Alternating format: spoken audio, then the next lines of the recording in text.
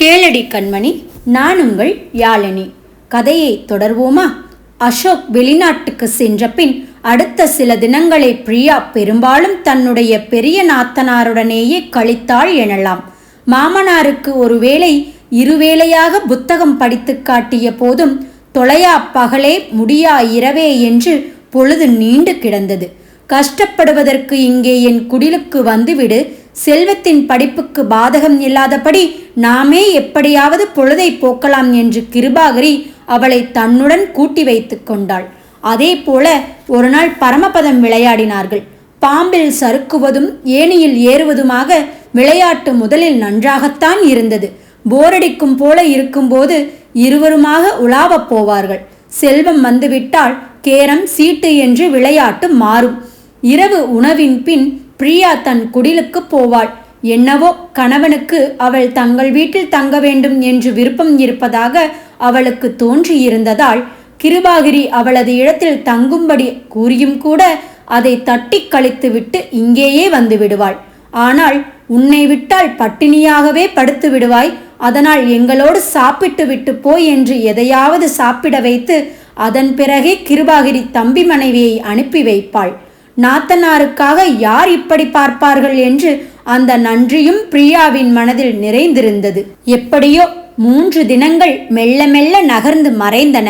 4வது நாள் இரவு உணவு வந்ததை வேண்டாம் என்று விட்டு சித்தி வீட்டு மீட் பிரெட்டால் தான் வேண்டும் என்றும் செல்வம் பிடிவாதம் பிடித்தான். தேவைப்பட்டதை கொண்டு வர சொல்லி அருமை மகனுக்காக கிருபாகிரி அடிப்படையில் நின்றாள். அருகில் நின்று சித்தி செய்யும் போது இப்படித்தான் இருக்கும், வெங்காயம் இப்படி வதங்கும் போது என்று செல்வம் செய்முறை சொல்லி தாயை செய்ய வைத்து கொண்டிருந்தான். பிரியா அருகில் நின்று பார்த்து கொண்டிருந்தாள். அப்போது முன்னரையில் டெலிபோன் மணி ஒலித்தது. அம்மா அம்மா, இப்போது விட்டுவிடாதீர்கள், ருசி கெட்டுவிடும் என்று அடுப்பை அணைக்கப் போன தாயை தடுத்தான் செல்வம். அப்படியானால் நீயாவது போய் எடு என்று கிருபாகரி சொல்லிக் கொண்டிருந்த போதே 3 முறை ஒலித்து டெலிபோன் மணி நின்று விட்டது. பார், யாரோ எதற்காக கூப்பிட்டார்களோ, என்ன அவசரமோ என்னவென்று தெரியாமல் போய்விட்டதே என்று குறைப்பட்டாள் தாயார். கிண்டுவதை நிறுத்தாமல் பேசுங்கள் அம்மா, அப்படி தலை போகிற அவசரம் என்றால் திரும்பவும் முயற்சிப்பார்கள். அதை நினைத்து நீங்கள் என் சாப்பாட்டை கெடுத்து விடாதீர்கள் என்றான் பையன். அவன் சொல்லி முடிக்கும் போதே மீண்டும் டெலிபோன் ஒலிக்கத் தொடங்கிவிட்டது. சொன்னேனே என்று அவனும், நீயாவது போய் எடுடா என்று தாயும் ஒரே நேரத்தில் பேசினார்கள். நான் போய்விட்டால் நீங்கள் தப்பாக செய்து விடுவீர்கள் என்றான் அவன் அசையாமல். நான் வேண்டுமானால் என்று பிரியா அடுப்பருகில் வருமுன் ஐயையோ வேண்டாம் என்று பதறினாள் பெரியவள். அப்புறம் உன்னை இவன் ஆட்டி படைத்து விடுவான், அதைவிட நீ போய் போனை எடுத்து பேசு, என்ன விஷயம் என்று கேட்டுக்கொள், சீக்கிரமாக போ, திரும்பவும் வைத்து விடப் போகிறார்கள் என்றால் வேகமாக. என்ன செய்தியோ என்னவோ என்ற பதற்றத்தில் நாத்தனாரின் குரல் அதட்டுவது போல கூட இருந்தது. அவளது அவசரம் உணர்ந்து அதட்டலை பொருட்படுத்தாமல் பிரியா வேகமாக சென்று ரிசீவரை எடுத்தாள். எதிர்புறமும் மிகுந்த அவசரம் போலும். ஹல்லோ என்று பிரியா சொல்லும் முன்பாகவே படபடவென்று பொரிய தொடங்கிவிட்டார்கள். இவ்வளவு நேரமாக மணியடிக்க விட்டுவிட்டு எங்கே போனாய் என்று எரிச்சலாக பேசியது 2வது நாத்தனார் கருணாகிரிதான். தன் தமக்கை என்று எண்ணி பேசுகிறாள். எதிர்முனையில் நிற்பது யார் என்று சொல்லிவிடும் எண்ணத்தோடு திறந்த பிரியாவின் வாய் அவள் பேசியது அசோக்கை பற்றி, அதுவும் கொதிப்போடு. அக்கா, இந்த அசோக் என்னக்கா இவ்வளவு மோசமாக நடந்து கொள்கிறான்? அவனை தம்பி என்று சொல்லவே எனக்கு அருவருப்பாக இருக்கிறதே. முன்பானாலும் திருமணமாகாமல் இருந்தது. கோகிலா தாய் வீட்டிலும் கண்டு கொள்வார் இல்லை. அவளோடு விருப்பம் போல கூத்தடித்தான். அங்கே உடம்பு சரியில்லாத அப்பா கண்ணயரும் போதெல்லாம் தனியே போய் பூட்டிக்கொண்டு என்னமோ பண்ணி தொலைத்தார்கள். இப்போது திருமணமான பிறகும் அவளை இங்கே அனுப்பிவிட்டு பின்னோடு அவனும் இங்கே வந்து இருந்து கொண்டு ஆட்டம் போடுவதானால் என்னக்கா அநியாயம் இது? அவளுடைய தாய் எப்படிப்பட்டவளாக இருந்தாலும் தகப்பனார் இவருக்கு சொந்தமல்லவா? இங்கே வந்து கத்த மாட்டாரா? இந்த கேவலம் எல்லாவற்றையும் விடு, கூட பிறந்த பாவம், பட்டு தொலைக்கிறேன். ஆனால் பிரியா பாவம், வெகுளிப்பெண். இந்த பாவியை இப்படி நம்பிக்கொண்டு கிடக்கிறதே, அதை நினைத்தால்தான் நெஞ்சு கொதிக்கிறது. இன்னொருத்தி என்றால் எப்போதோ கண்டுபிடித்திருப்பாள். முகத்தில் காரி துப்பி கண்ணில் விரலை விட்டு ஆட்டியிருப்பாள். அவ்வளவு துணிச்சல் இல்லாதவள் என்றாலும் அவன் முகத்தில் விழிப்பதே பாவம் என்று கண்காணாமலாவது போயிருப்பாள். ஆனால் பிரியாவிற்கு அதற்கும் மனம் வராது என்று நினைக்கிறேன். தம்பி என்னதான் கெட்டவன் என்றாலும் அந்த விஷயம் தெரிந்து போனால் கூட அவனை பிரிந்து போக அவளால் முடியாதாம். நமக்கு தம்பியாக பிறந்த பாவி நாக்கூசாமல் பெருமையடிக்கிறான். அவ்வளவுக்கு அவனிடம் பைத்தியமாக இருக்கிறாளாம். அந்த அப்பாவி பெண்ணை நினைக்கவே நெஞ்சை பிசைக்கிறதே அக்கா. அவள் தெரிந்ததாக காட்டிக்கொண்டால் கூட அசோக் அவளை அங்கேயே சிறை வைத்து விடுவான் போல தெரிகிறதக்கா. பிரியாவாக இருந்து நினைத்தாள் என்று அவனை தனியே போய் பிடித்து நான் கேட்டதற்கு அப்படித்தான் சொல்லுகிறான். அப்பா விரும்பியது போல பிள்ளைகள் வேண்டுமாமே, அவளை மயக்கியே வைத்து கொள்ள அவனால் முடியுமாம். அசிங்கம் பிடித்தவன். இன்னும் திமிராக என்னென்னவோ. என்னக்கா, நான் சொல்லிக்கொண்டே இருக்கிறேன், நீ ஒன்றும் பேசாமல். ஐயோ, யாரோ வருகிறார்கள். கோகிலாவுடைய அப்பா மாதிரி இருக்கிறது. என்னென்ன கலேபரம் நடக்கப் போகிறதோ. வைத்து விடுகிறேன் அக்கா, பிறகு யாரும் இல்லாத நேரம் பார்த்து பேசுகிறேன் என்றதோடு டெலிபோன் கருவி வழியே வந்த பேச்சொலி நின்று போயிற்று.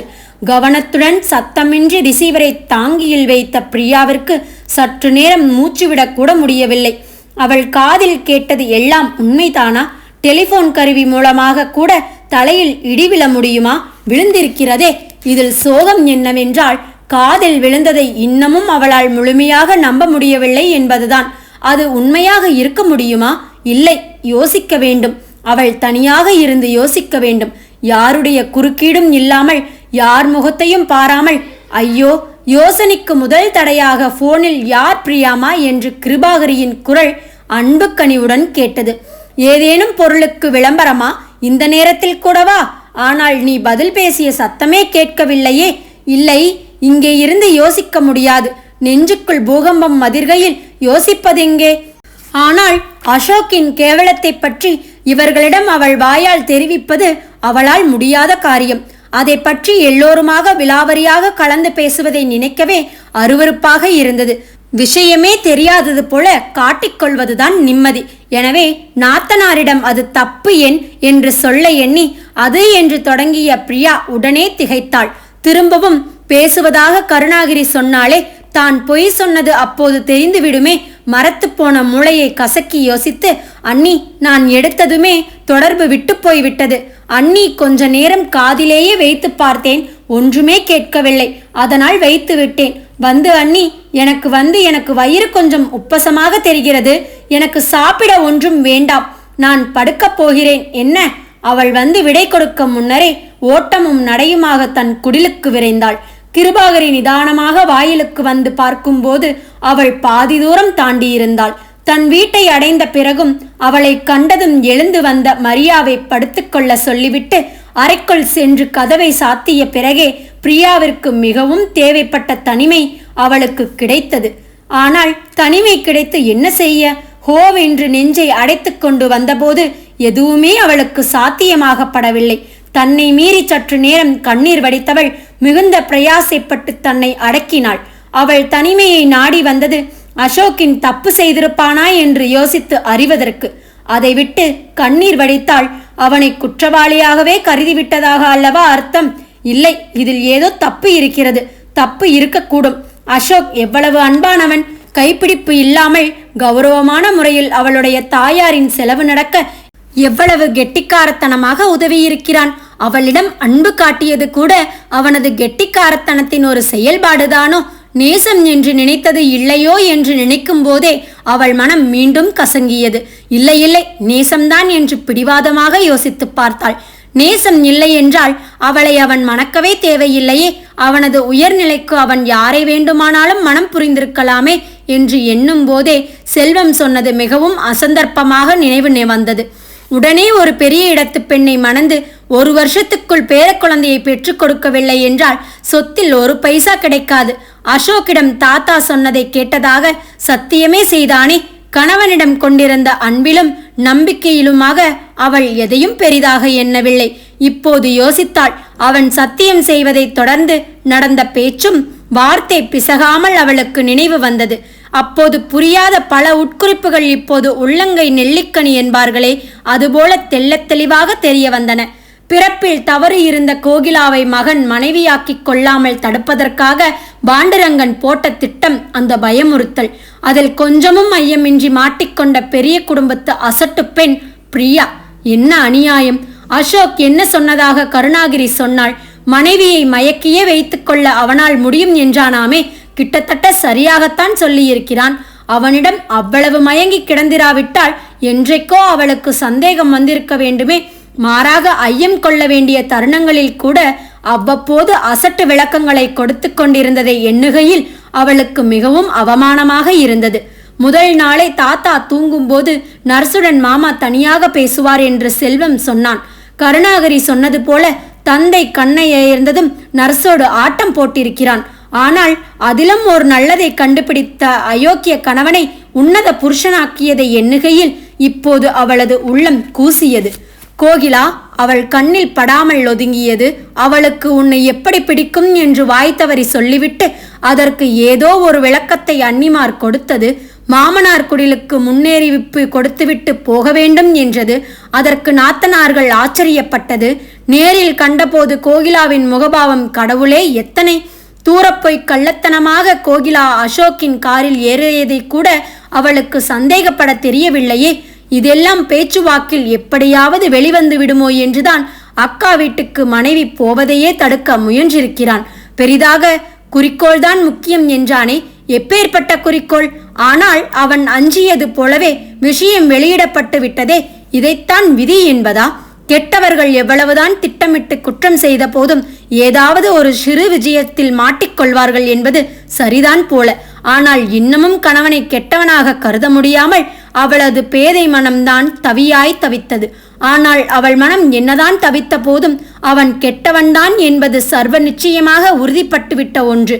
ஏனெனில் மற்ற அனைத்திலும் அவளது விளக்கங்களை சரியாக இருக்கக்கூடும் என்று ஒரு மெல்லிய சந்தேகம் இன்னமும் பிரியாவிற்கு இருந்த போதும் கருணாகிரியின் அந்த கடைசி பேச்சுக்கு எந்தவித விளக்கமும் சொல்வதற்கில்லை.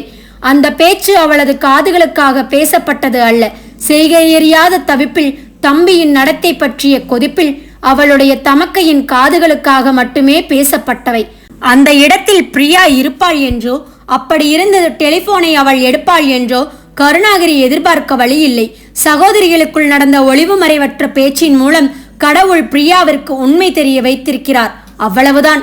ஆனாலும் எப்படி முடியும்? அசோக்கின் கொஞ்சல் குளவல் அணைப்பு, கண்ணால் சிரித்தபடி எதையாவது சொல்லுவானே. அவனது கைகளுக்குள் அடங்குவதற்காகவே பிறவி எடுத்திருப்பதாக நினைப்பாளே. அதே கைகளுக்குள் அந்த கோகிலாவும் இருந்திருக்கிறாளே. இந்த வினாடியில் கூட அவர்கள் இருவரும் அதற்கு மேல் பிரியாவள் எண்ணி பார்க்க கூட முடியவில்லை. அப்படி இருக்க இனியும் அவனோடு எப்படி வாழ முடியும்? கணவனை பிரிவது உயிரையே இழப்பது போல வேதனைதான் என்பதையும் அவள் அறிந்தே இருந்தாள். அந்த வேதனைக்கு ஒரே மாற்று மருந்து இருந்தது. அருவருப்பான இந்த உண்மை தெரியாத ஏமாளியாக இதுவரை இருந்த மாதிரியே இப்போது தெரிந்துவிட்டதை காட்டிக்கொள்ளாமல் இப்படியே இருக்கலாம். மாமனார் விருப்பம் போல கௌரவமான வாரிசுகளை பெற்று போட்டுக்கொண்டு இதே அசட்டு விளக்கங்களை சொல்லிக்கொண்டு இப்படியே இருந்து காலத்தை ஓட்டிவிடலாம். அவனை பிரியும் அந்த வேதனையை அனுபவிக்க தேவையிராது. ஆனால் இப்போது அவளுக்கு உண்மை தெரியுமே. இன்னொருத்தியை தொட்ட கையால் அவன் தன்னை தொடுவதை அவளால் எப்படி சகிக்க முடியும்? நினைப்பே குமட்டும் போது நிஜத்தை எப்படி ஏற்பாள்? அதைவிட அவனை பிரியும் வேதனையை அனுபவிப்பது எவ்வளவோ மேல். குறைந்தபட்சமாக தன் மதிப்பேனும் மிஞ்சும். இவ்வளவுக்கு இழிந்து விட்டோமே என்று தன்னுள் தானே குன்ற நேராது. பிரிவது என்பது உள்ளூர உறுதியான பிறகு அதை செயல்படுத்துவது பற்றி சிந்திப்பதில் சிரமப்பட்டேனும் மனதை ஈடுபடுத்த முடிந்தது. எப்படி பிரிவது? எப்போது பிரிந்து போவது? எங்கே போவது? யோசிக்கும் போது விஷயம் தெரிந்தால் கூட அவளை இங்கேயே சிறை வைப்பது என்று அசோக் ஏதோ சொன்னதாக கருணாகிரி கூறியது நினைவு வந்தது. இந்த காலத்தில் அது முடியுமா என்று யோசித்தால் இப்படி தனி இடத்தில் முடியும் போலவும் தோன்றிற்று. எப்படியும் முதலைக்கு தண்ணீரில் பலம். இது அவனது இடம். கணவனை முதலைக்கு ஒப்பிடுகிறோம் என்று அது வேறு நியாயமற்று வலித்தது. அது எப்படியாயினும் அசோக்கின் முகத்தில் விழிப்பதற்கு அவளுக்கு வெறுப்பாகவே இருந்தது. நம்பி நேசித்தவளை ஏமாற்றியவன் அல்லவா? அத்தோடு நேரில் வந்து ஏதாவது கதை சொன்னால் அவன் மீதுள்ள ஆசையில் அதை நம்ப தோன்றிவிடுமோ என்று தன்னிடமே அவளுக்கு பயமாகவும் இருந்தது. எனவே அசோக் சிங்கப்பூரிலிருந்து திரும்பி வருமுன் இங்கிருந்து கிளம்பி விடுவது அவளுக்கு முக்கியமாக அவளது தன்மானத்துக்கு நல்லது. அதன் பிறகு அது அவளுக்கே மலைப்பாகத்தான் இருந்தது. அசோக்கை மீண்டும் சந்திக்கவே நேராதபடி எங்கேனும் கண்மறைந்து போகத்தான் அவளுக்கு விருப்பம். எவ்வளவு வருத்தமாக இருந்தாலும் போய்த்தான் ஆக வேண்டும். ஆனால் அவள் பெற்றவளை ஒரு தரம் பாராமல் அவள் எப்படி இருக்கிறாள் என்று அறிந்து கொள்ளாமல் அப்படி செல்வது தப்பு என்று நினைத்தாள். பண விஷயம் பற்றி பிரச்சனை இல்லை என்று அவளுக்கு தெரியும். ஆனாலும் அன்னையை நேரில் பார்த்துவிட்டு மகள் மகிழ்ச்சியோடு இருப்பதாக ஒரு மாயையை உண்டு பண்ணிவிட்டு தேவகியிடம் மட்டும் உண்மையை தெரிவித்துவிட்டு அதன்பின் கண்காணாமல் போய்விடுவதாக தெளிவற்ற திட்டம் ஒன்று அவளுக்கு தோன்றியிருந்தது. எல்லா வகையிலும் இனி தாயை தேவகி மட்டுமேதான் பார்த்து கொள்ள வேண்டும் என்று தேவகியிடம் கூறுவது முக்கியம் என்று பிரியா எண்ணினாள். அந்த கடமை முடிந்துவிட்டால் அப்புறம் இந்த பரந்த பாரத நாட்டில் அசோக்கின் கண்ணுக்கு மறைந்து அவள் வாழ இடமோ வழியோ இல்லாமலா போகும்? எங்கே போவது, என்ன செய்வது போன்றவற்றையெல்லாம் போக போக யோசித்து முடிவு செய்யலாம் என்று எண்ணி ஒதுக்கி வைத்தாள். எல்லாவற்றையும் ஒரே நேரத்தில் போட்டு குழப்பக்கூடாது. முதலில் இங்கிருந்து வெளியேறுவதை மாமனார் மற்றவர்கள் தடுக்காத விதத்தில் விசித்திரமாக எண்ணாத வகையில் செயல்படுத்த வேண்டும். தீவிரமாக யோசித்து ஒரு வழியையும் கண்டுபிடித்து வைத்தாள். கண்ணீரை தட்டிவிட்டபடியே தேவையான பொருட்களை எடுத்து வைத்தாள். போன் செய்து சில வேலைகளை முடித்தாள். மறுநாள் காலையில் பாண்டுரங்கனின் குடிலுக்கு சென்றாள். காலை உணவு, மருந்து மாத்திரைகள் எல்லாம் முடித்து அவரது வாயை துடைத்து விட்டு கொண்டிருந்தாள் நர்ஸ். வீட்டு மருமகளை கண்டதும் இனிமையாக முறுவளித்துவிட்டு பயன்படுத்திய பாத்திரங்களை எடுத்துக்கொண்டு அகன்றாள். நர்ஸ் விலகிச் சென்றதும் என்னம்மா விஷயம் என்று பாண்டுரங்கன் மருமகளிடம் வினவினார். அன்பாக கேட்பவரிடம் பொய் சொல்வது கொஞ்சம் கடினமாகத்தான் இருந்தது. ஆனால் அவருடைய மகன் செய்திருக்கும் வேலைக்கு வேறு வழி இல்லையே. ஒரு பெரிய மூச்சை எடுத்துக்கொண்டு அம்மாவுக்கு உடம்பு சரியில்லை என்று இரவு போன் வந்தது மாமா. நான் போய் பார்த்துவிட்டு அப்புறமாக முடிகிற போது வருகிறேன். விமானத்தில் டிக்கெட்டுக்கு ஏற்பாடு செய்து விட்டேன். டிராவல் ஏஜென்சியே காரும் கொண்டு வந்து விடுகிறார்கள். இதோ கொஞ்ச நேரத்தில் வந்துவிடும். உங்களிடம் சொல்லத்தான் வந்தேன் என்றாள் அவள். பலமுறை சொல்லி உருப்போட்டு வைத்திருந்ததால் ஒரு சிறு தடுமாற்றம் தவிர பிரியாவள் கோர்வையாக பேச முடிந்தது. இனி கிருபாகரியிடம் விடைபெற்று கொண்டால் வேலை முடிந்தது. ஆனால் மகளை அழைத்து வர காரியஸ்தரை அனுப்பிவிட்டு இரவு அண்ணி வீட்டில் வைத்து போன் வந்ததாம்மா. 2-3 தரம் அங்கே போன் மணி அடித்துக்கொண்டே இருந்ததாக மணி சொன்னான் என்றார் பாண்டுரங்கன். மணிவாசகம் காரியஸ்தரின் பெயர். பாண்டுரங்கன் மட்டும் அவரை ஒருமையில் வெளிப்பார். அதிகம் பேச பிடிக்காமல் இலகு வழியாக ஆமாம் என்று சொல்ல வந்ததை பிரியா அடக்கிக் கொண்டாள். நாத்தனாருக்கே இனிமேல்தான் விவரம் தெரியும் என்கையில் அவள் வீட்டுக்கு போன் வந்ததாக எப்படி ஒப்புவது? இல்லை மாமா, அங்கிருந்து நான் எங்கள் குடிலுக்கு போன பிறகு வந்தது என்றாள் மரத்த குரலில். உரையாடலை விரும்பாத குரல். வருத்தமாக எடுத்துக்கொண்டு பேசாதிருக்க மாட்டாரா என்றிருந்தது அவளுக்கு. அவள் விரும்பியது போலவே அவரும் மேலே பேசவில்லை. டிராவல் ஏஜென்சியின் கார் வந்து வாயிலில் நிற்க கிருபாகரியும் ஓடி வந்தாள். பாரேன், அசோக் இல்லாத சமயத்தில் இப்படி திடீரென்று கிளம்பும்படி ஆகிவிட்டதே என்று திரும்ப திரும்ப சொல்லி வருத்தப்பட்டாள். எப்படியும் 2-3 நாட்களில் அசோக் வந்து விடுவான். அவ்வளவு வேகமாக வேலையை பார்த்து முடித்து கொண்டு இருக்கிறானாம். வந்ததும் உன்னை தேடி நேரே அங்கேதான் வந்து நிற்பான். எனக்கு நன்றாக தெரியும். அப்படியே உன்னை திரும்ப அழைத்து கொண்டும் வந்து விடுவான். நீ வேண்டுமானால் பார், நான் சொல்வது போலத்தான் நடக்கும் என்றாள் தொடர்ந்து. 2-3 நாட்களுக்குள், அப்படியானால் இந்த 2 நாட்களுக்குள் கோவையிலிருந்து கிளம்பிவிட வேண்டும் என்று மனதிற்குள் குறித்து கொண்டாள் பிரியா. ஆனால் நல்ல வேளையாக யாரும் அவளை தடுத்து நிறுத்தவில்லை. ஜாக்கிரதையாக போமா என்று உருகி வழி அனுப்பினாள் கிருபாகரி. பேசாமல் பார்த்து கொண்டிருந்தார் பாண்டுரங்கன். எல்லோரும் அவரவர் வேலையாக கலைந்து போன பின் கோவை நிர்வாகிக்கு ஒரு போன் போடுமணி என்றார். மும்பையில் விமானத்தில் ஏறும் வரை பிரியாவின் திட்டப்படியே எல்லாம் நடந்தது. யாரும் எதற்காகவும் அவளை தடுக்கவில்லை. பயணத்தை நிறுத்தவும் இல்லை. விமானம் கூட எந்தவிதமான பழுதுமின்றி குறித்த நேரத்தில் கிளம்பி வானில் பறக்கத் தொடங்கிவிட்டது. அசோக்கின் பிடியிலிருந்து தப்புவது இவ்வளவு எளிதாக இருக்கும் என்று எதிர்பார்க்கவே இல்லையே என்று ஒருவித ஏமாற்றம் கலந்த நிம்மதியோடு அவள் இருக்கையில் சாயும் போது, அட, நீ தர்மராஜன் சாருடைய பேத்தி இல்லை?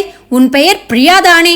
நல்ல வேளை, தெரிந்த ஆளாய் நீ கிடைத்தாய். பயணம் போரடித்து போகுமோ என்று எனக்கு ஒரே கவலையாக இருந்தது என்று உரைத்தவாறு ஒரு பெண்மணி அவள் அருகே வந்து அமர்ந்தாள். தன் துக்கத்தில் மூழ்கி கிடந்த பிரியாவிற்கு அந்த பெண்மணி அப்படி வந்து உட்கார்ந்தது கொஞ்சமும் பிடிக்கவே இல்லை. நிம்மதியாக வேதனைப்படக்கூட முடியாதா என்று வெறுப்பாக இருந்தது. அத்தோடு அடுத்து செய்ய வேண்டியதை பற்றி யோசித்து திட்டமிடவும் அவள் இந்த பயணத்தை தான் நம்பியிருந்தாள். ஆனால் முகத்தில் அடித்தாற் போல யாரிடமும் பேசி பழக்கம் இல்லாததால் அந்த பெண்மணியின் முகத்தை பார்த்து அவளை அடையாளம் கண்டு கொள்ள முயன்றாள். பார்த்த முகம் என்பதற்கு மேல் புரியாது போகவும், நீங்கள் சாரி, உங்களுக்கு என்னை தெரிகிறது, எனக்கு உங்களை தெரியவில்லை பாருங்கள் என்று இழுத்தாள். இதில் ஆச்சரியப்பட ஒன்றும் இல்லை என்றாள் அந்த பெண்மணி. நீ தர்மராஜன் சாருடைய பேத்தி, அந்த ராஜ்யத்துக்கு அரசகுமாரி. நான் தர்மா விளம்பரங்களுக்கு சமையல் குறிப்பு எழுதிய ஒரு சாதாரண அண்ணம்மா. எவ்வளவுதானே, என் சமையல் குறிப்புகள் எல்லோருக்கும் தெரியுமே தவிர என்னை தெரிந்திருக்க வாய்ப்பு இல்லைதானே என்று எளிதாக நிலைமையை ஒப்புக்கொண்டவளின் முகம் சட்டென பிரகாசமுற்றது. இனிமேல் அந்த நிலைமை மாறப்போகிறது. பட்டி தொட்டிக்கு போனாலும் மக்கள் என்னை அடையாளம் கண்டு கொண்டு மொய்க்கு போகிறார்கள் பார் என்று தொடர்ந்து மகிழ்ச்சியோடு கூறினாள். வியப்புக்குரிய விஷயம்தான். ஆனால் அதை என்னவென்று கேட்டு தெரிந்து கொள்ளும் ஆர்வம் பிரியாவிற்கு கொஞ்சமும் வரவில்லை. ஒரு மரியாதைக்காக அப்படியா என்று மட்டும் கேட்டு வைத்தாள் அவள். ஆனால் அண்ணம்மாவுக்கு ஒப்புக்காக பிரியா கேட்ட அந்த ஒரு சொல்லை போதுமானதாக இருந்தது. மடமடவென்று தன் வாழ்க்கை சரித்திரத்தையே சொல்லத் தொடங்கிவிட்டாள்.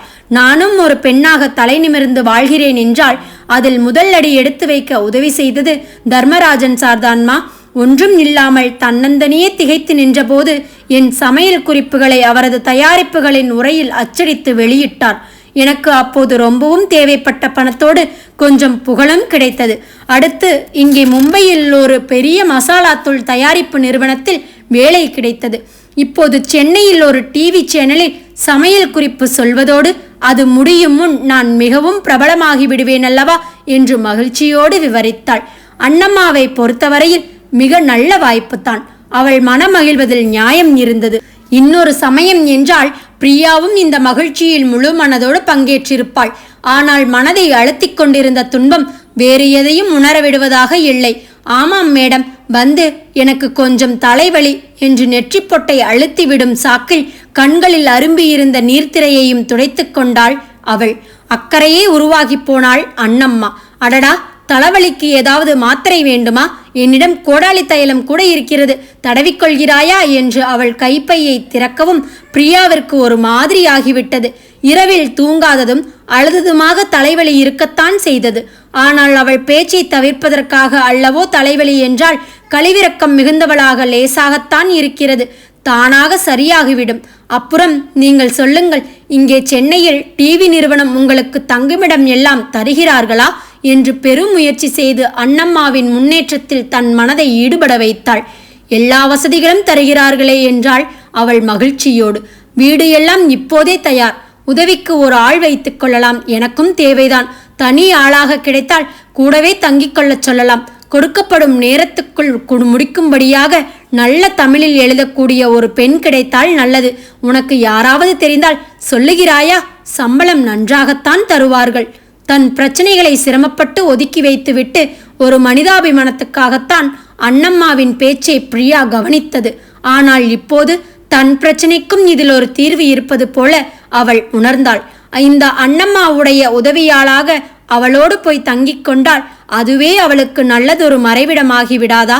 அவளுக்கு தமிழ் நன்றாக எழுத வரும். இந்த அண்ணம்மாவுக்கும் தாத்தாவிடம் நன்றி மரியாதை இருக்கிறது. அவருடைய பேத்தி என்பதாலேயே தனக்கு அந்த வேலையை தந்து உதவக்கூடும். அவளுக்கும் உணவு உடை உறைவிடத்துக்கு போதுமான அளவு ஏதோ வந்தால் போதும். மற்ற ஆசைகள் எல்லாம் தான் நசித்து போயினவே. ஓரிரண்டு நாட்கள் அந்த வேலைக்கு வேறு ஆட்கள் வைத்து விடாமல் பொறுத்து இருக்கும்படி அண்ணம்மாவிடம் பிரியா கேட்கவும் அவளும் உற்சாகத்துடன் சம்மதித்தாள். யாரோ உனக்கு தெரிந்த பெண் இருக்கிறாள், அதுதானே? தெரிந்த நல்ல பெண் என்றால் நிம்மதியாய் இருப்பேன் என்று மகிழ்ச்சியோடு தன் விசிட்டிங் கார்டை பிரியாவிடம் கொடுத்தாள்.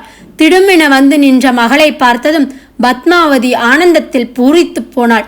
பார்த்தீர்களா அண்ணி, இன்றைக்கு காலையில் இருந்தே காக்காய் கத்திக்கொண்டே இருக்கிறதே, யார் வரப்போகிறார்களோ என்று யோசித்து பார்த்தேன். கடைசியாக நம் பிரியா குட்டி வந்திருக்கிறது. இன்றைக்கு அவளுக்கு பிடித்த அவியல், மொச்சை குழம்பு எல்லாம் செய்ய சொல்லிவிடுங்க. பிரியாமா, நம் தோட்டத்தில் மஞ்சளும் ஆரஞ்சுமாக பந்து பந்தாக மாரிகோல்டு எப்படி பூத்திருக்கிறது தெரியுமா? வா வந்து பார் என்று அழைத்தாள். திருமணமாகி கணவனுடன் சென்ற பின் முன்னறிவிப்பின்றி தன்னந்தனியாக வந்திருக்கிறாளே என்று அவளுக்கு தோன்றவே இல்லை. மகள் வந்திருக்கிறாள், அதுவே சந்தோஷம். அந்த அளவில் அவளது அன்பு நின்றுவிட்டதில் மகளுக்கும் நிம்மதியே. ஆனால் அன்னைக்கு தோன்றாதது அத்தை தேவகிக்கு தோன்றியிருந்தது. எனவே தாய்மகள் குழாவல்கள் எல்லாம் முடிந்து பிரியா தனியாக இருந்த நேரத்தில் வந்து அவளோடு பேசினாள். பிரியாவும் இதை எதிர்பார்த்தே இருந்தாள். அவளுக்கும் தன் அத்தையிடம் பேச வேண்டியிருந்ததே. சுற்றி வளைத்து பேசாமல் அவள் நேராக விஷயத்துக்கு வந்தாள். அத்தை, என் திருமண வாழ்வு முடிந்துவிட்டது. இனிமேல் அசோக்கின் முகத்தை பார்க்கக்கூட எனக்கு விருப்பம் இல்லை. எனவே ஒரு வேலை தேடிக்கொண்டு தனியாக வாழப்போகிறேன்.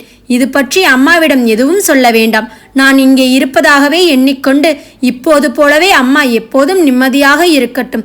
இத்தனை ஆண்டுகளாக செய்து வரும் பேருதவி போலவே இனியும் நீங்களேதான் அம்மாவை பார்த்து கொள்ள வேண்டும் அத்தை, கடைசி வரை என்றாள். பலமுறை மனதில் ஒத்திகை பார்த்ததுதான் என்றாலும் குரல் கடைசியில் தழுதழுப்பதை அவளால் தடுக்க முடியவில்லை. தேவகி அதிகம் பேசுகிறவள் அல்ல. எனவே நடந்தது என்ன ஏது என்று தூண்டி துருவி கேட்கவில்லை. மருமகளை ஒரு தரம் கூர்ந்து பார்த்துவிட்டு, பத்மா என் தங்கையைப் போல. அவளை இதுவரை யாரும் சொல்லி நான் பார்த்து கொள்ளவில்லை. ஆனால் கடைசி வரை என்றால் நீ எங்கே போவதாக உத்தேசம் என்று வினவினாள். ஒரு கணம் தயங்கியவள் தலை நிமிர்ந்து பெரியவளை நேரே பார்த்து கண் காணாமல் என்று பதில் சொன்னாள். யாருக்கும் தெரியும்படி எங்கே இருந்தாலும் நான் மீண்டும் அங்கே திரும்பிச் செல்லும்படி நேர்ந்துவிடும். அங்கே போக நேர்ந்தால் தற்கொலை தவிர எனக்கு வேறு வழியில்லை அத்தை. அதனால்தான் இந்த முடிவை எடுத்தேன் என்று முடித்தாள். ஆனால் உணர்ச்சி வசப்பட்ட சமயங்களில் எடுக்கும் முடிவுகள் பெரும்பாலும் சரியாக இருப்பது இல்லை பிரியா. 4 நாள் ஓய்வாக இருந்துவிட்டு அப்புறமாக யோசித்து பாரேன் என்று தேவகி ஒரு ஆலோசனை சொன்னாள். 4 நாளா? 2 நாட்களுக்குள் அவள் இங்கிருந்து போயாக வேண்டுமே. மடியில் கோத்திருந்த கைகளை பார்த்தபடி இல்லையத்தை, அது சாத்தியமில்லை என்றாள் பிரியா தெளிவாக. எல்லோரையும் போல சொல்லுகிறேன் என்று நினைக்காதே. அசோக்கை பற்றி தப்பாக யாரும் சொல்லி நான் கேட்டதில்லை. உனக்கு கிடைத்த தகவல் தவறாகவும் இருக்கலாமே. அந்த கோணத்தில் யோசித்தாயா? அசோக்கிற்காக என்னை விட அதிகமாக யாராலும் வாதாட முடியாது அத்தை. அந்த அளவுக்கு அவரிடம் அன்பு வைத்திருப்பவள் நான். இன்னமும் அவருக்காக எவ்வளவோ யோசித்து பார்த்து விட்டேன். ஒன்றும் பயனில்லை. ப்ளீஸ் வேண்டாம் அத்தை, தயவு பண்ணி அவர் பேச்சு வேண்டாம். நாளைக்கு நான் கிளம்பும் வரையேனும் என்னை நிம்மதியாக இருக்க விடுங்கள் என்றாள் பெண் களைத்த குரலில். அந்த களைப்பில் இருந்த சோகம் புரிந்து தேவகியும் அத்தோடு அந்த பேச்சை நிறுத்தி கொண்டாள். ஆனால் செல்லும் இடத்தை ஏனும் சொல்லுமாறு அவள் எவ்வளவோ கேட்டபோதும் பிரியா அதை சொல்ல மறுத்து விட்டாள். நான் இங்கே வந்தது எல்லோருக்கும் தெரியும். சொல்லிவிட்டுத்தான் வந்தேன். இல்லாவிட்டாலும் என்னை தேடி இங்கேதான் வருவார்கள். அவர் கட்டாயம் வருவார். அவருக்கு இது வேறு விதமான பிரச்சனை என்பதால் வந்தே தீருவார். உங்களுக்கு தெரிந்த பின் அவரிடம் மறைப்பது கடினம். அதனால் தெரியாமல் இருப்பதே நல்லது. நான் தான் சாக மாட்டேன் என்கிறேனே என்றாள். எனக்கே என்னவாகிலும் ஆகலாம் என்றாள். அத்தை, உன்னிடம் தகவல் சொல்ல வேணும். உன் முகவரி வேண்டாமா? உங்களுக்கு ஒன்றும் ஆகாது. நானும் அவ்வப்போது போன் செய்து பேசி நிலவரம் தெரிந்து கொள்வேன். அது போதும் என்றாள் பிரியா பிடிவாதமாக. நான் ரயிலில் போகப் போகிறேன். அப்படியானால் தான் எங்கே இறங்குகிறேன் என்று யாருக்கும் தெரியாது. முன்பதிவு செய்யாமல் ஏறப்போகிறேன். பிரியாவின் திட்டங்களை செய்கையற்ற கலக்கத்துடன் தேவகி பார்த்து கொண்டிருந்தாள். தோட்டத்தில் சுற்றிவிட்டு வந்த பத்மாவதி மகள் துணிகளை மடித்து பெட்டியில் எடுத்து வைப்பதை பார்த்துவிட்டு, இன்றே கிளம்புகிறாயா? அப்படியானால் பிரியாவுக்கு பிடித்த பலகாரங்கள் எல்லாம் செய்ய சொல்லுங்கள் அண்ணி. மாப்பிள்ளைக்கு பிடித்ததும் செய்தால் கொண்டு போய் கொடுப்பாளே, அதையும் செய்ய சொல்லுங்கள். அவருக்கு என்னென்ன பிடிக்கும் பிரியா? சீக்கிரமே சொல்லிவிடு. அப்போதுதான் கிளம்புவதற்குள் 2-3 தினசு செய்து வைக்க முடியும். சொல்லு என்று கேட்டபடி கூட சேர்ந்து துணிமடித்தாள். மகள் பேசாமலேயே வேலையில் ஈடுபட்டிருக்கவும், கேட்கிறேனில்ல, சொல்ல, மாப்பிள்ளைக்கு என்ன பிடிக்கும் அண்ணி, நீங்களாவது கேளுங்கள் என்று அவள் சொல்லிக்கொண்டு இருக்கும்போதே மாடிப்படியில் உடையவன் போல அழுத்தமான காலடி சத்தத்துடன் ஆழ்வரும் அரவம் கேட்டது. திகைப்புடன் திரும்பி பார்த்தாள். வந்தவன் அசோக். காலடி சத்தம் கேட்கையிலேயே பிரியாவிற்கு குழப்பங்கள் தான். கணவனின் காலடி யோசை போல இருக்கிறதே என்று நினைத்த அதே வேகத்தில் அவனையே நினைப்பதால் வந்த பிரம்மை என்று அதை ஒதுக்கியும் விட்டு குனிந்து கையில் இருந்த துணியை பெட்டியினுள் வைத்தாள். ஆனால் அதற்குள் மற்ற 2 பெண்களும் எழுந்து விட்டார்கள். வாருங்கள் மாப்பிள்ளை என்று வரவேற்புடன். அவனேதான். எப்படி வந்தான்? ஏன் வந்தான்? கிளம்பும் முன் வந்து விட்டானே என்று என்னென்னமோ மனதில் வேகமாக ஓடிய போதும் கணவன் வந்துவிட்டதில் ஒரு ஆறுதலையும் உணர்ந்து அந்த ஆறுதல் உணர்ச்சிக்காக தன்னையே வெறுத்தபடி பிரியா அசையாமல் உட்கார்ந்திருந்தாள். ஆனால் அவளுக்கும் சேர்த்து பத்மாவதி பேசினாள். மாப்பிள்ளை, நீங்கள் பிரியாவை கூட்டி போவதற்காக வந்தீர்களா? அது தெரியாமல் உங்களுக்கு கொண்டு போவதற்காக உங்களுக்கு பிடித்த பலகாரம் என்னதெல்லாம் என்று அவளை கேட்டுக்கொண்டிருந்தேன். நீங்களே வரப்போகிறீர்கள் என்று சொல்லாமல் இந்த அசட்டு பெண் சும்மா உட்கார்ந்திருக்கிறாள். இப்போது நீங்களே சொல்லுங்கள் மாப்பிள்ளை, உங்களுக்கு என்னென்ன பிடிக்கும்? உங்கள் மகளுக்கு என்னென்ன பிடிக்குமோ அதெல்லாம் தான் எனக்கும் பிடிக்கும் என்பது அவளுக்கு தெரியாது என்று நினைக்கிறேன் அத்தை. நீங்கள் இவளுக்கு பிடித்ததை தயார் பண்ண சொல்லுங்கள், அதுவே சரியாக இருக்கும் என்று தலை நிமிராமல் அமர்ந்திருந்த மனைவியையே பார்த்தபடி மாமியாருக்கு பதிலளித்தான் மருமகன்.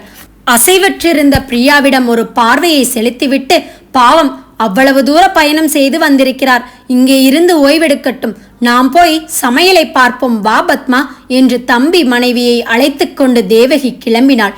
இருவரும் படியிறங்கி செல்லும் வரை பார்த்திருந்து விட்டு கட்டிலின் ஒரு ஓரமாக அமர்ந்தபடி, என்னை எதிர்பார்க்கவில்லை அல்லவா என்று கேட்டான் அசோக்.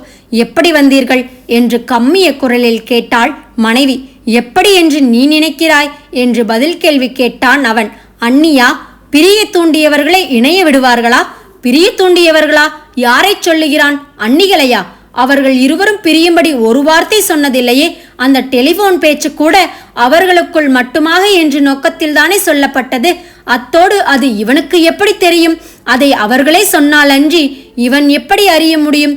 இவனானால் பிரிய தூண்டியவர்கள் இணைய விடுவார்களா என்கிறானே. எதையோ செய்வது போன்ற பாவனையுடன் பெட்டிக்குள்ளேயே நோண்டியபடி புரியவில்லை என்றாள் சுருக்கமாக. அதற்கு பதில் சொல்லாமல், பரவாயில்லை, என் முகத்தை பார்த்து கூட பேசலாம் என்றான் அவன். திடுக்கிட்டு நிமிர்ந்து பார்த்தால் அவனது சிவந்திருந்த கண்களும் ஷேவ் பண்ணாத முகமும் அவளை கலங்கடித்தன. அவனை அறிந்ததிலிருந்து ஒரு நாள் கூட அவனை இப்படி அவள் பார்த்தது இல்லையே. வேலை முடிந்து வரும்போது கூட பளிச்சென்று இருப்பானே. உடம்பு ஏதும் சரியில்லையோ? காய்ச்சலோ? தலைவலியால் கண் சிவந்திருக்கிறதோ? பதறி இழகத் தொடங்கிய மனதை அடக்கி கட்டுப்படுத்தினாள் அவள்.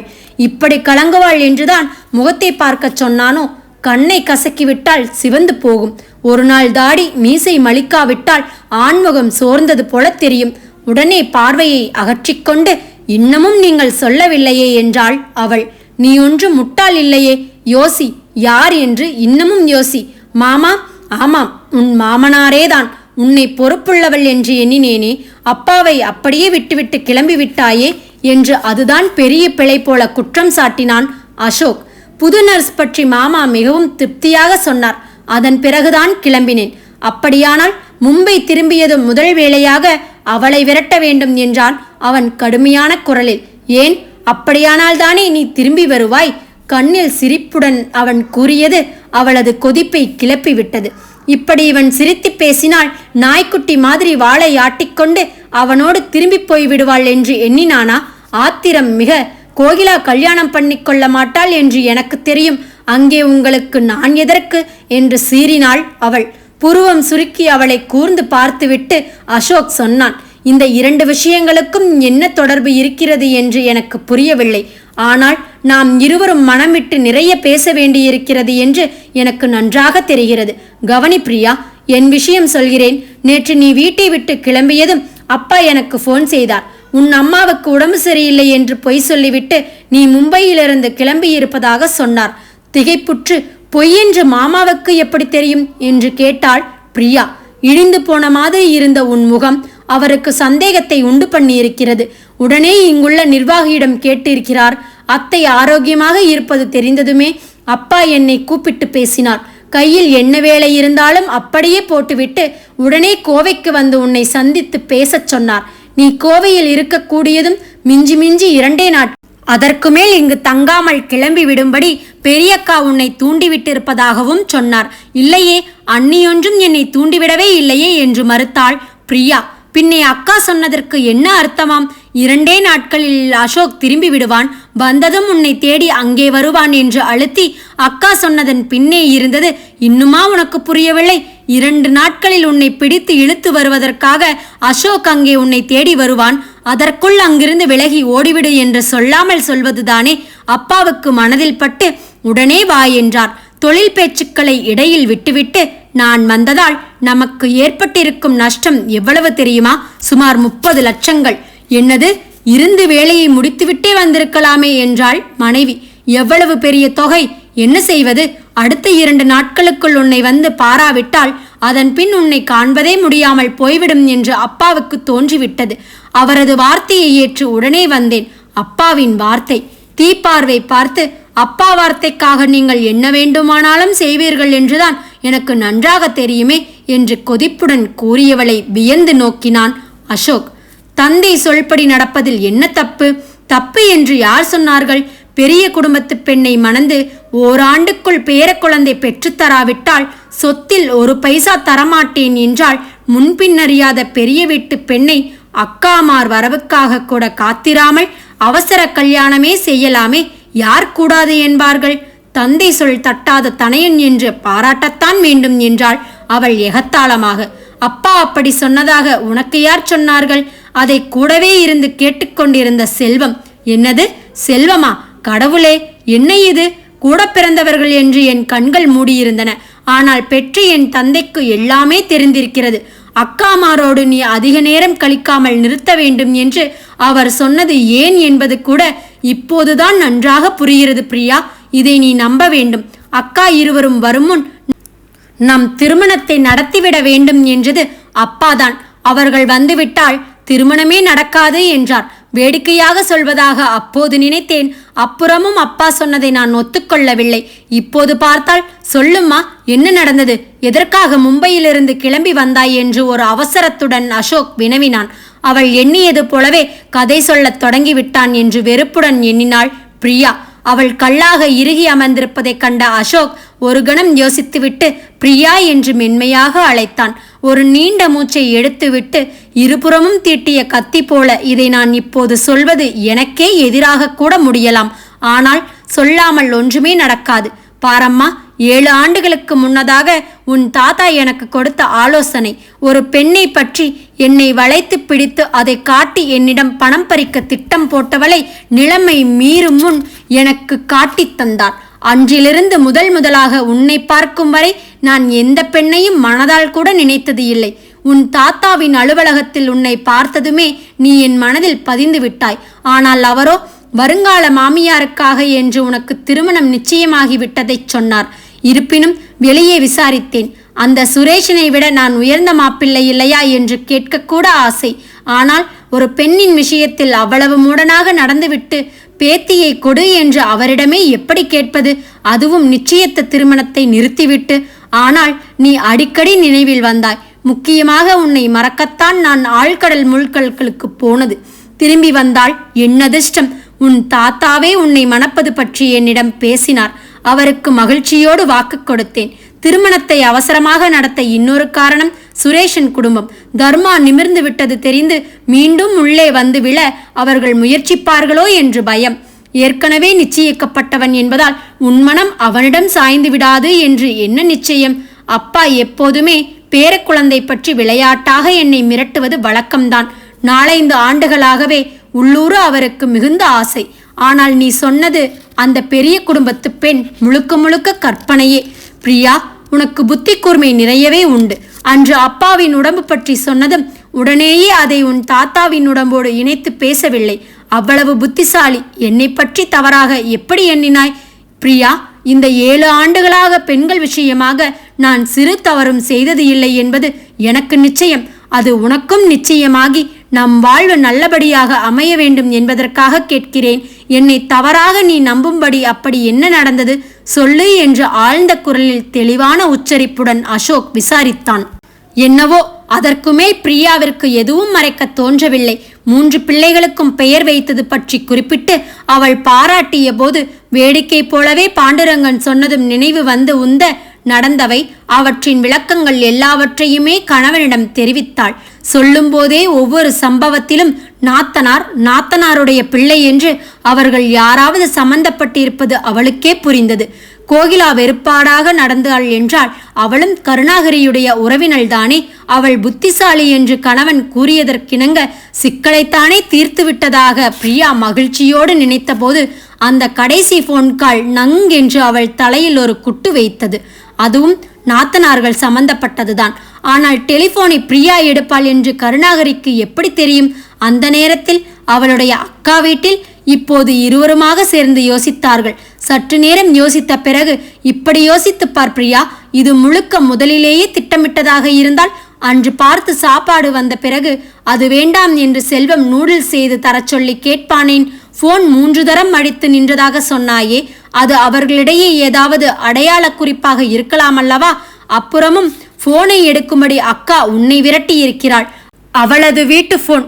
அடுப்பை நீ பார்த்துக்கொள், நான் போனை எடுக்கிறேன் என்றல்லவா சொல்லி இருக்க வேண்டும். அதை விட்டு நீ பேசு என்று உன்னை வற்புறுத்தி அனுப்பினால் அது எங்கேயோ இடிக்கவில்லை என்று கேட்டான் அசோக். இருந்த இடத்தை விட்டு எழுந்து ஓடியே போய் அவனை கட்டிக்கொண்டாள் பிரியா. ஐயோம்மா, அப்படியேதான் நடந்திருக்க வேண்டும். அசோக், யோசித்து பாராமல் எவ்வளவு துன்பத்தை இழுத்து வைத்து விட்டேன். நானும் வேதனைப்பட்டு உங்களையும் கஷ்டப்பட வைத்து, கடவுளே நஷ்டம் வேறு 30 லட்சம் என்று வருந்தினாள். பணத்தை விடுமா, ஒன்றில் விட்டால் இன்னொன்றில் பிடித்து கொள்ளலாம். ஆனால் நல்ல நேரத்தில் கஷ்ட நஷ்டத்தை பற்றி யாராவது பேசுவார்களா? 5 நாட்களாக ஏங்கி கிடந்தேன். இங்கே வந்தால் கையெட்டும் தூரத்தில் உன்னை வைத்துக்கொண்டு கையை கொட்டி கொண்டு சும்மா இருக்க வேண்டியதாயிற்று. தொட்டால் என்னவோ செய்து பணிய வைக்க முயற்சியாய் என்று சீறி விடுவாயோ என்ற பயம், நடுக்கம். நல்ல வேளையாக நீயாக வந்து அணைத்தாயப்பா என்று சிரித்துக்கொண்டே அவளை கைச்சிறைக்குள் அடக்கினான் அசோக். சிறு அமைதியின் பண். அசோக், எனக்கு இன்னொரு சந்தேகம் என்றாள் பிரியா. இன்னுமா? கடவுளே, வேண்டாம்மா என்று வருத்தம் காட்டி கெஞ்சினான் அவன். சு, விளையாடாதீர்கள். இந்த அண்ணி இருவரும் உங்கள் கூட பிறந்தவர்கள் தானே. நீங்கள் அவர்களிடம் அன்பாக இருக்கிறீர்கள். அவர்கள் மட்டும் உங்கள் திருமணத்தை தடுப்பது, நம்மை பிரிப்பது என்று ஏன் இப்படி செய்தார்கள் என்று வினவினாள் அவள். சொத்து ஆசை என்கிறார் அப்பா. இருவருக்கும் பிறகு ரொம்ப வருஷம் கழித்து பிறந்தேன் அல்லவா, எல்லா சொத்துக்கும் அவர்களே வாரிசு என்பது போல எண்ணியே வளர்ந்து விட்டார்கள். பிறகு திருமண எண்ணமே இல்லாமல் நான் இருந்தது வேறு. நானும் நிறைய சம்பாதிக்கிறேனா, இந்த பணமும் முழுசாக தங்களுக்கே சேர்ந்து விடாதா என்ற அசட்டு பேராசை. கார், நகை, வீடு, நிலம் என்று எவ்வளவு கொடுத்தாலும் திருப்தி இல்லாமல் போய்விட்டது. போகிறார்கள் விடு, இதற்காக அவர்களை விரட்டிவிடப் போகிறோமா? கொஞ்சம் எச்சரிக்கையோடு இருக்க வேண்டும், அவ்வளவுதான் என்று முடித்தவன் ஓரக்கண்ணாள் மனைவியை நோக்கினான். சும்மாவா சொன்னார்கள், ஆசைதான் பாவத்துக்கு வித்து என்று. மண்ணாசை, பொன்னாசை, பெண்ணாசை. ஆமாம்பா, பெரியவர்கள் சொன்னால் சரியாகத்தான் இருக்கும். பெண்ணாசை ரொம்ப பொல்லாதது என்றுதான் எல்லோரும் சொல்லுகிறார்கள். அதனால் இனிமேல் உங்களிடமிருந்து கையெட்டும் தூரம் தள்ளியே இருந்து கொள்கிறேன் என்று அவனிடமிருந்து நகர முற்பட்டாள் பிரியா, அவளை விடாமல் பற்றி. ஆனால் தந்தை சொல்மிக்கதோர் மந்திரமில்லை என்று பெரியவர்கள் சொல்லி வைத்திருக்கிறார்களே. என் அப்பா 1/2 டஜன் பேர பிள்ளைகளாவது வேண்டும் என்கிறார். எப்படியோ என் அப்பாதான் எனக்கு முக்கியமாக பெரியவர். அதனால் அவரது சொல்லை நிறைவேற்றத்தான் நான் முழு மூச்சோடு பாடுபடப் போகிறேனாக்கும். என்ன செய்வது, நம் குடும்பத்து பெரியவர் வார்த்தை என்று சாதுவாய் முகத்தை வைத்துக்கொண்டு அவன் கூற அவள் சலங்கையாய் சிரித்தாள். அவளை இழுத்து அணைத்து கொண்டு கன்னத்தில் இதழ் பதித்தாள். அசோக். இத்துடன் கதை முற்றும்.